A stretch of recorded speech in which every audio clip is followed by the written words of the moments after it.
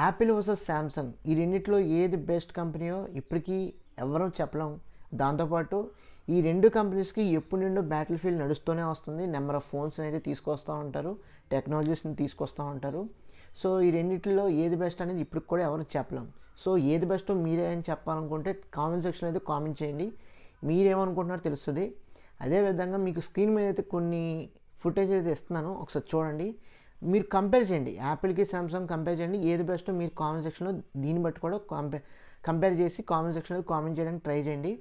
But అదేవిధంగా నా యొక్క అల్టిమేట్ రిప్లై వచ్చేసరికి యాపిల్ అనేది ఒక complete deeply connected ecosystem and is of use అవుతుంది, మనం ఈజీగా యూజ్ చేసుకోగలం.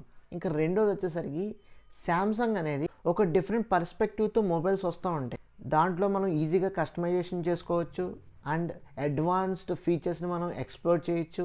ఇలాంటి డిఫరెంట్ ఆస్పెక్ట్స్ అయితే శాంసంగ్ ఆండ్రాయిడ్లో అయితే ఉంటాయి. యాపిల్ ఐఓఎస్లో మటుకి అంత ఇదైతే ఉండదు.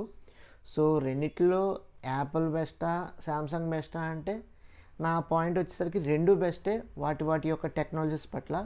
సో ఇది ఓవరాల్గా వీడియో అయితే. మీకు ఈ ఇన్ఫర్మేటివ్ వీడియో మరెన్నో కావాలంటే తప్పకుండా మన ఛానల్కి అయితే లైక్ చేయండి, మీ ఫ్రెండ్స్ అందరికీ షేర్ చేయండి, తప్పకుండా సబ్స్క్రైబ్ చేసుకోండి. Thanks for watching.